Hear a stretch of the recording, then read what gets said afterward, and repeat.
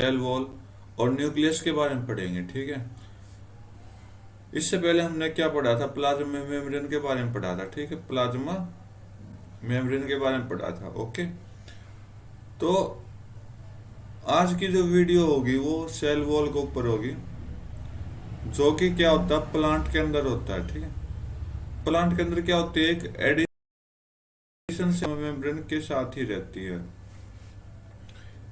Have another rigid outer covering called the cell wall। Plant के अंदर एक addition होता है जो कि प्लाज्मा मेम्ब्रेन के साथ पाया जाता है, और वो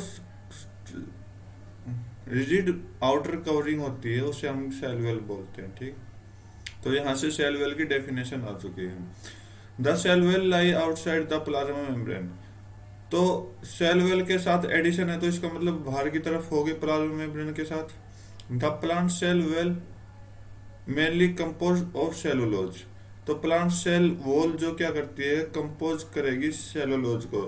अब सेलुलोज क्या काम करता है ये देखते हैं।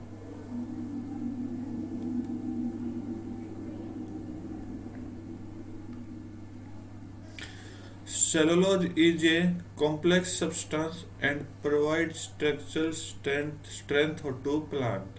सेलुलोज एक कॉम्प्लेक्स सब्सटेंस है जो कि प्रोवाइड कराता है प्लांट के स्ट्रेंथनेस को। ठीक है, when a living plant cell loss water through osmosis, there is a shrinkage or contraction of the contact of cell away from the cell wall। बोला गया कि जब कोई प्लांट अपने सेल में से वाटर को खत्म कर देता है, किसके द्वारा, ऑस्मोसिस की प्रोसेस के द्वारा, तो वहां पे जो क्या होगा, एक श्रिंकेज होगा या फिर कॉन्ट्रैक्शन होगा उन दोनों के कंटेंट के बीच में ऑफ द सेल अवे। तो cell away from the cell wall. तो सेल क्या करेगा, सेल वेल से कंटेंट करेगा। ठीक है, तो इस फिनोमिनन को क्या बोलते हैं, this phenomenon is known as plasmolysis. ठीक है, we can observe this plasmolysis. क्या हुआ, जब कोई प्लांट अपना वाटर जो सेल है वो वाटर लूज कर देता है ऑस्मोसिस के थ्रू, तो क्या दिखाई देता है, या तो उसमें श्रिंकेज आने स्टार्ट हो जाते हैं या फिर कॉन्ट्रैक्शन बन जाते हैं कंटेंट के, सेल के कंटेंट में। ठीक है, तो इसे हम क्या बोलते हैं, प्लास्मोलाइसिस बोलते हैं।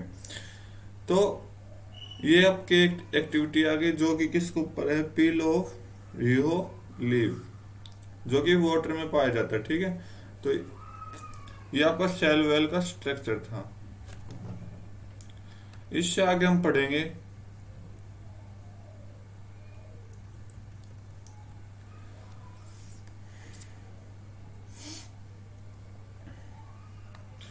बोला कि what do we inform from this activity. आपने क्या पता लगा, it appear that only living cell and not dead cell are able to absorb water by osmosis. अब बोला कि आपने जो इस एक्टिविटी में जो भी पता लगा है, तो उसका मेन मतलब क्या है, ये दिखाई देगा क्या, कि केवल जिंदा सेल, ना कि मरी हुई, अब्जॉर्ब करेगी वाटर को, किसके द्वारा, ऑस्मोसिस के द्वारा। देखो, जब कोई चीज मर जाती है और कोई चीज जिंदा रहती है, दोनों वाटर को अब्जॉर्ब करते हैं, लेकिन ऑस्मोसिस की प्रोसेस किसके अंदर होगी, लिविंग सेल के अंदर होगी। ठीक है, जो भी लिविंग होगा वो आपको ऑस्मोसिस की प्रोसेस रखेगा। तो ये चीज आपको एक्टिविटी में बताई गई थी। Cell wall permit the cell of plant, fungi and bacteria to withstand very dilute hypotonic external media without bursting। अब यहाँ पर हाइपोटोनिक दिया है। हाइपोटोनिक सॉल्यूशन हमने पढ़ा था, क्या पढ़ा था कि हाई कॉन्सेंट्रेशन होता है, हाई कॉन्सेंट्रेशन होता है। ठीक है, तो जो सेल वेल है वो परमिट करेगी सेल को, क्या, फंगी, बैक्टीरिया, जितनी उसकी जरूरत होगी ना उतनी प्रोवाइड करेगी, और बाकी जो भी एक्सटर्नल मटेरियल है वो इसके बाहर बाहर रखेगी। ओके,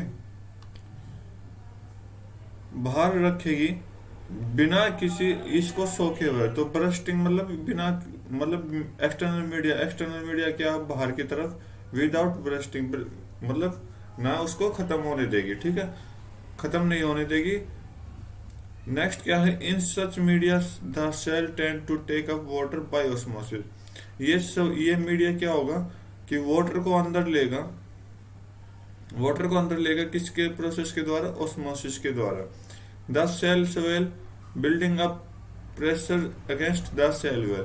तो हाइपोटोनिक में आपने पढ़ा था क्या कि हाइपोटोनिक सॉल्यूशन में सेल को सूज जाता है। The wall exert an equal pressure against the swollen cell। Wall क्या करती है कि जो भी सेल सूजे हुए है ना उसके इक्वल प्रेशर लगाती है, ठीक है।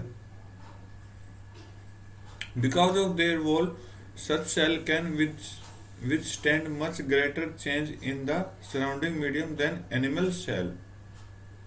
तो इस तरह की सेल, क्योंकि ये सेल क्या करती है, ये सेल आपकी बहुत बड़ा चेंज करती है किस किस के बीच में, आपके एनिमल के साथ, ठीक, एनिमल के सेल के साथ सराउंडिंग में, ठीक है। अब देखो सेल वेल को हमने किस में पढ़ा था, हाइपोटोनिक मटेरियल में, ठीक है, ओके। तो सेल वेल के साथ साथ हमने क्या पढ़ा, आपको याद रखना है, सेल वेल पढ़ा, सेल वेल की डेफिनेशन पढ़ी, ठीक है। इसमें हमने ऑस्मोसिस भी दिखाई दिया, ऑस्मोसिस को भी आपको याद रखना है, ओके। इसमें आपको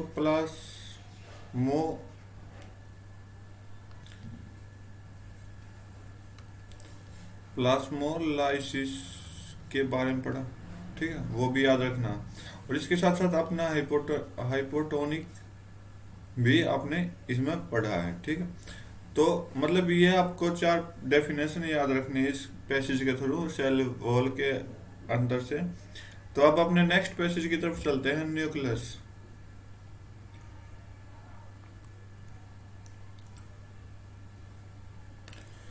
न्यूक्लियस, तो न्यूक्लियस पढ़ते हैं क्या, remember the temporary mount of onion peel we prepaid.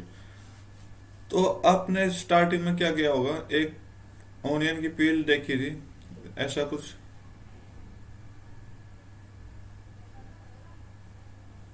देखा था। तो इसके बीच में कुछ पॉइंट थे, ठीक है। इन पॉइंटों को हम क्या बोलते थे, न्यूक्लियस बोलते थे, okay. We had put iodine solution on the peel, भाई उस पिल में हम क्या मिलाते थे, आयोडीन सॉल्यूशन। क्यों मिलाते थे, क्योंकि हमें ये न्यूक्लियस अच्छे से दिखाई दे जाए। तो what would we see if we try observing the peel without putting the iodine solution. चलो ठीक है, यहां से पढ़ते हैं। According to their chemical composition different region of cell get colour differentially. ये केमिकल कंपोजिशन मिलाने का मेन मकसद क्या था कि अलग अलग जो रीजन था सेल का, उससे हम अलग अलग कलर से दिखाई दे, वो सेल क्या है अलग अलग कलर की दिखाई दे जाए। Some region appear darker than other region. कुछ रीजन क्या था, बहुत डार्कर था, मतलब ये पॉइंट जो दिखाई दे रहा था हमें ये डार्कर था अदर रीजन से। Apart from iodine solution we could also use safranin solution और मिथाइल, ठीक है।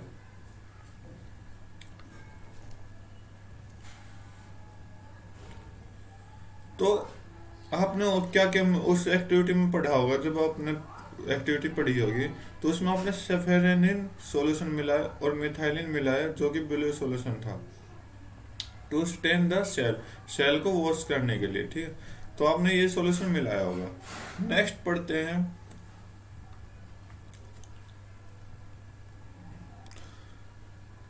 तो ये आपकी एक्टिविटी आ गई। तो एक्टिविटी आपको खुद पढ़ना है, इसमें आपको क्या यूज किया गया, ग्लास स्लाइड का दिया गया है, ठीक है, ओके।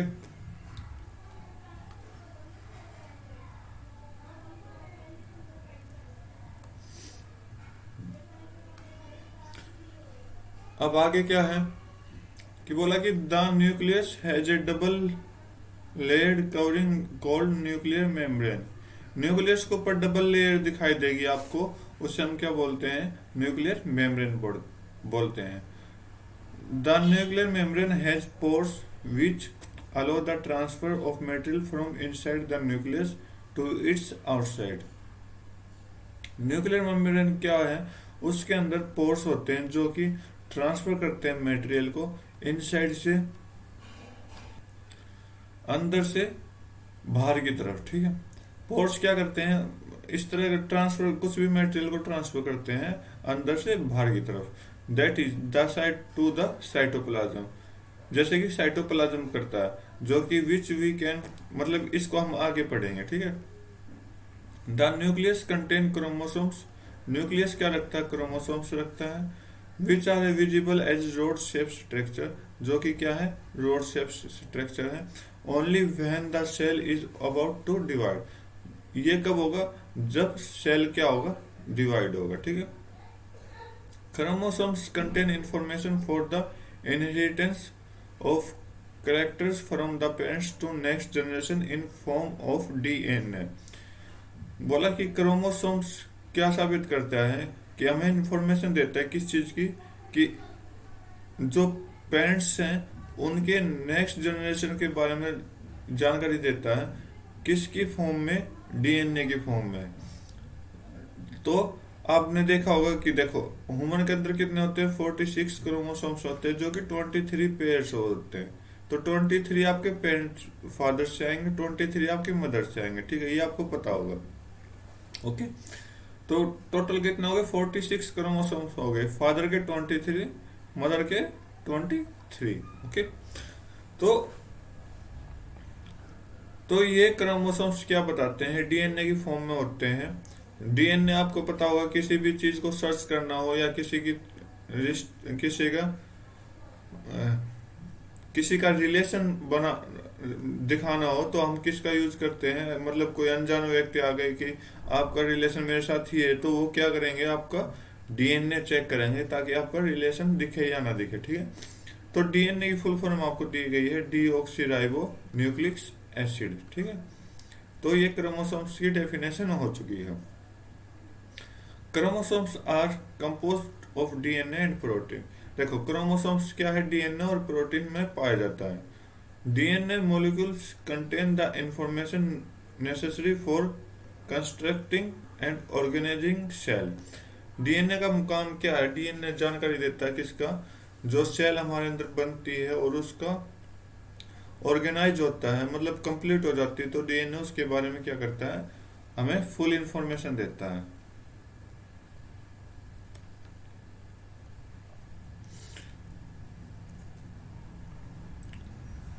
आगे, functional segment of DNA are called gene. तो फंक्शनल सेगमेंट ऑफ डीएनए क्या है, जीन कहलाते हैं। तो जीन क्या होते हैं, अपनी नेक्स्ट जनरेशन के बारे में बोलते हैं, ठीक है।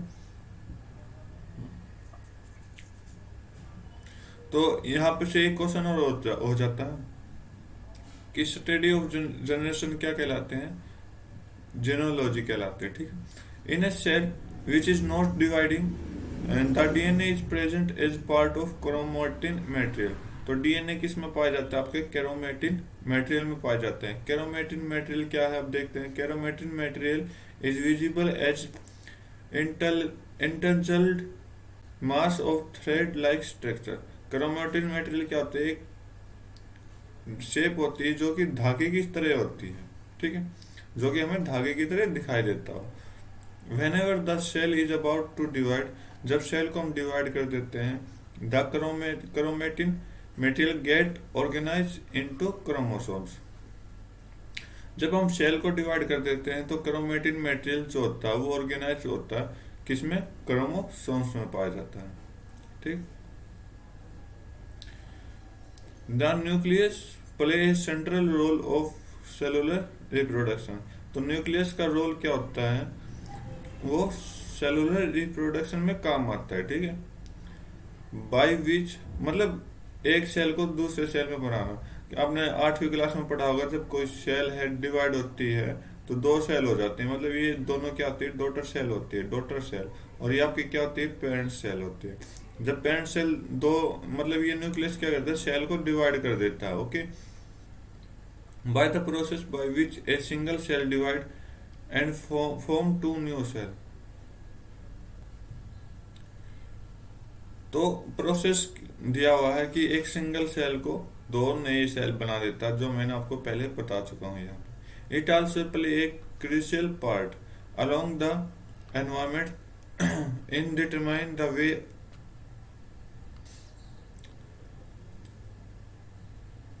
the way the cell will develop and what form it will exhibit at maturity by direction of chemical activity। तो ये क्रूशियल पार्ट होता है, रोल करता है अपने यहाँ अपनी सेल के अंदर, ठीक है, जो कि क्या एनवायरनमेंट में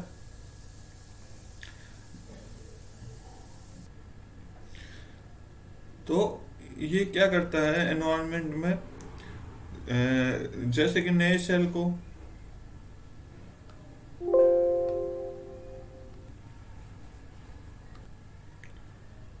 जैसे कि एनवायरनमेंट में नए सेल को प्रोड्यूस करता है या डेवलप करता है, ठीक है, और साथ साथ में उसको क्या करता है मैच्योरिटी पे पहुंचाता है। ओके, तो आगे पढ़ते हैं। By directing the chemical activity of cell. तो केमिकल एक्टिविटी से ही करता है ये, ठीक है। अगर हम बड़े हो रहे हैं तो हमारे अंदर भी कुछ ना कुछ केमिकल एक्टिविटी हो रही है, ठीक है। इस तरह से क्या करता है न्यूक्लियस सेल को डेवलप करता है और उसको मैच्योरिटी बनाता है। In some organism like bacteria, तो बैक्टीरिया का एग्जांपल लिया गया है। The nuclear region of cell में be poorly defined due to absence of nuclear membrane. तो बैक्टीरिया में क्या है कि उनके जो सेल के अंदर न्यूक्लियर रीजन होते हैं वो बहुत खराब होते हैं। क्यों? क्योंकि न्यूक्लियर मेम्ब्रेन नहीं होती। अब देखो न्यूक्लियस है ये, इसके चारों तरफ एक लेयर होती है, वो क्या होती है न्यूक्लियर मेम्ब्रेन होती है। लेकिन क्या है जो सिंगल सेल होते हैं जैसे बैक्टीरिया हो गया, अमीबा हो गया, ठीक है, जो भी आपने पढ़ा था, तो वो क्या होता है उसका पास न्यूक्लियर मेम्ब्रेन नहीं होती, ठीक है। तो यही बात की गई है कि उनका जो होता है ना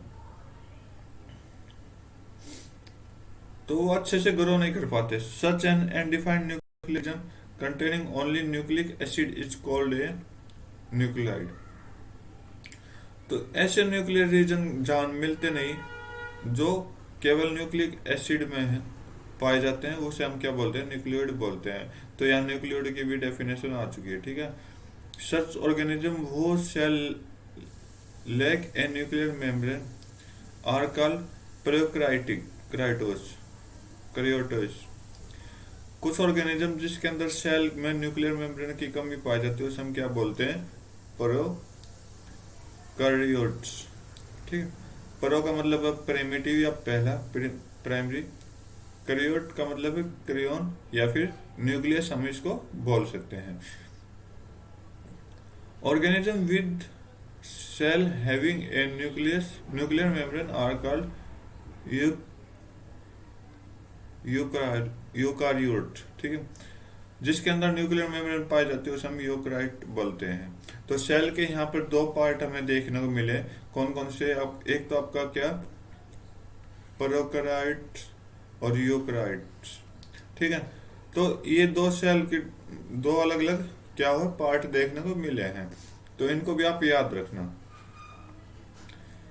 prokaryote cell also lack most of the other cytoplasmic organelles. तो प्रोकैरियोटिक सेल क्या होते हैं कि अब मतलब इनमें साइटोप्लाज्म ऑर्गेनल्स की भी क्या होती है कमी होती है।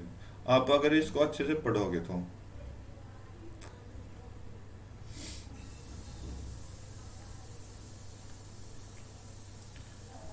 जबकि प्रेजेंट होते हैं किसमें यूकैरियोटिक सेल में होते हैं, ठीक है।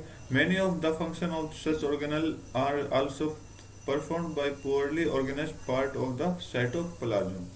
तो इसमें से बहुत सारे ऑर्गेनल्स होते हैं जो कि बहुत खराब काम करते हैं अपने बॉडी के अंदर ऑफ द साइटोप्लाज्म की। The chlorophyll in photosynthetic prokaryotic bacteria is associated with membrane vesicles. या फोटोसिंथेटिक का यूज हुआ है। तो फोटोसिंथेटिक आपका प्लांट में यूज होता है, ठीक है, प्लांट में। तो यहाँ पर आपकी प्लांट की बात की गई है, जो कि क्लोरोफिल फोटोसिंथेसिस में पाया जाता है। वो पेरियोक्राइटिक बैक्टीरिया क्या करते हैं, एक वेसिकल एसोसिएट करते हैं, but not with plastids as in eukaryote cell. लेकिन यूकराइट सेल में प्लास्टिसाइड नहीं पाया जाता। ओके, तो आपके पास ये प्रोकैरियोटिक सेल का क्या है, डायग्राम है। न्यूक्लियोइड आपने पढ़ लिया, राइबोसोम्स पढ़ लिया, प्लाज्मा मेम्ब्रेन पढ़ लिया और सेल वेल पढ़ लिया, ठीक है। ओके,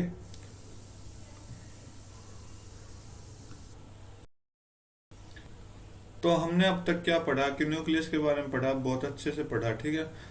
एक एक वर्ड का समझा, तो कुछ डेफिनेशन है वो भी याद रख लेना इसकी। और अब हम जो पढ़ेंगे वो क्या पढ़ेंगे, साइटोप्लाज्म के बारे में पढ़ेंगे, ठीक है। छोटा सा पार्ट है, तो जल्दी कवर कर देंगे साइटोप्लाज्म को। Cytoplasm, okay. तो हमने साइटोप्लाज्म के बारे में पहले भी सुना था, कहाँ, अगर आप देखोगे कि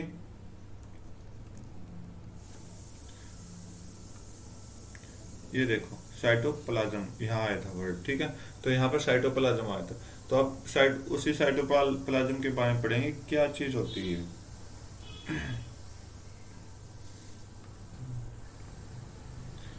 तो when we look the temporary amount of onion peel as well as human cheek cell, तो ऑनियन पिल के साथ साथ हमने क्या पढ़ा, ह्यूमन चिक सेल भी देखा था, जिसमें टेम्परेरी अमाउंट होते हैं। We can see a large region of each cell enclose by cell membrane.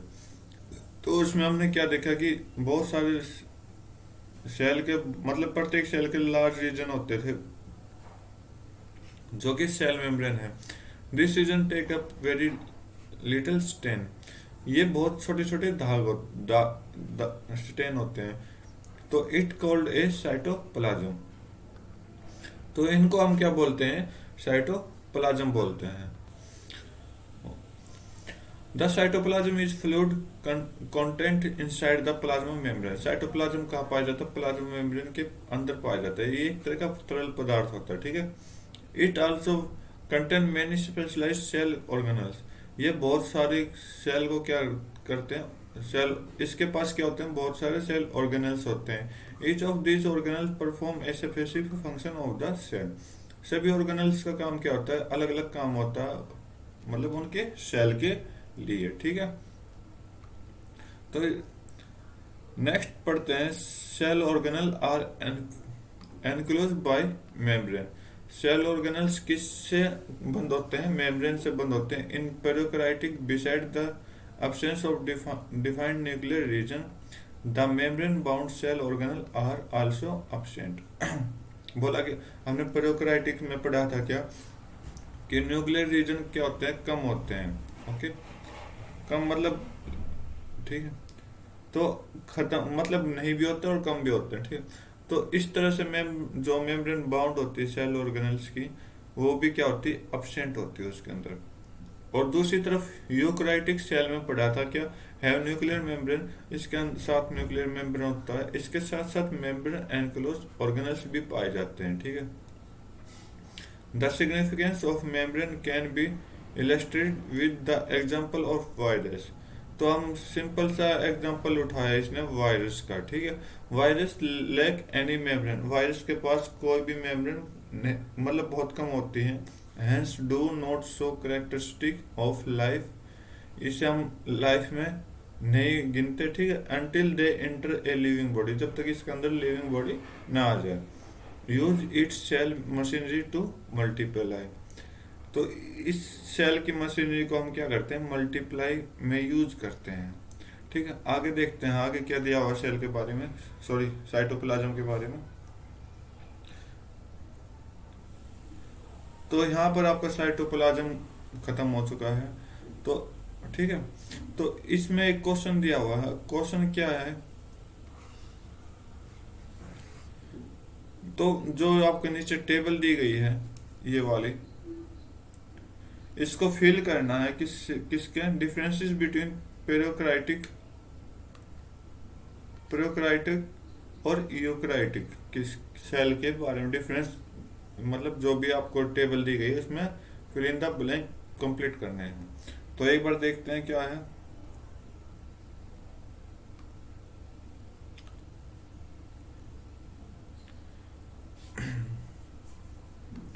चलो, प्रोकैरियोटिक सेल का क्या होता है, साइज क्या होता है, स्मॉल होता है, जो कि 1 to 10 माइक्रोमीटर होता है। तो ये आपकी 1 माइक्रोमीटर की वो यूनिट दे दी गई कि 1 माइक्रोमीटर में आपके 10⁻⁻6 होते हैं। यूकैरियोटिक का साइज क्या होता है, लार्ज होता है, जो कि 5 to 100 माइक्रोमीटर होता है। सेकंड, न्यूक्लियर रीजन क्या होता है, प्रोकैरियोटिक में अब्सेंट होता है, अब्सेंट होता है, ठीक है। और और स, तो अब्सेंट होता है तो इसका मतलब न्यूक्लियर मेम्ब्रेन भी नहीं पाए जाते, नो फाउंड न्यूक्लियर मेम्ब्रेन, ठीक है। तो इसे हम क्या बोलते थे, न्यूक्लियड बोलते हैं, न्यूक्लियड, ठीक है। इसे हम क्या बोलते थे, न्यूक्लियड बोलते थे। अगर आपको देखना हो तो ये चीज हमने पढ़ी थी कहाँ, कहाँ पढ़ी थी भाई, देखो यहाँ पर पढ़ी थी, देखो ये न्यूक्लियर, न्यूक्लियर क्या होता है, जहाँ पर न्यूक्लियर रीजन नहीं पाया जाता, इसके साथ साथ न्यूक्लियस एसिड होता है, उसे हम न्यूक्लियर बोलते हैं। तो ऐसी सिचुएशन में न्यूक्लियर मेम्ब्रेन का भी क्या हो सकता है, अब्सेंस होता है। तो इसका मतलब आप समझ गए ना किसको हम न्यूक्लियर बोलते हैं, न्यूक्लियर हमने पढ़ा था। तो ये उसकी डेफिनेशन में भी आ गया है। तो यूकैरियोटिक सेल में क्या होता है, इसका उल्टा होता है कि न्यूक्लियर रीजन पाया जाता है अच्छे से, और किससे सराउंडेड होता है, न्यूक्लियर मेम्ब्रेन से सराउंडेड होता है। प्रोकैरियोटिक सेल में क्रोमोसोम्स ओनली सिंगल होते हैं, यूकैरियोटिक सेल में क्रोमोसोम्स ज्यादा होते हैं। प्रोकैरियोटिक सेल में membrane bound cell organelle absent होते हैं, और इसमें membrane bound cell organelle present होते हैं, ठीक है। ये आपको फील करना है। तो उम्मीद करता हूँ आपको, देखते हैं आगे आगे और क्या है। तो आगे क्या आएगा, आगे आपका आएगा जो सेल ऑर्गेनल्स आएगा, ठीक है। नेक्स्ट वीडियो में जब भी हम इसको देखेंगे, जब आपका सेल ऑर्गेनल्स के बारे में पढ़ेंगे। तो आज की वीडियो हम बस इतना ही करते हैं। तो उम्मीद करता हूँ आपको वीडियो अच्छे से समझ आई होगी। आज की इस वीडियो में हमने पढ़ा है क्या क्या, सेल वॉल के बारे में पढ़ा है, न्यूक्लियस के बारे में पढ़ा है, और इसके साथ साथ क्या पढ़ा आपने, साइटोप्लाज्म को भी देखा है, साइटोप्लाज्म को भी देखा, ठीक है। तो आज की वीडियो में बस इतना ही। Thank you, have a nice day, जय हिंद।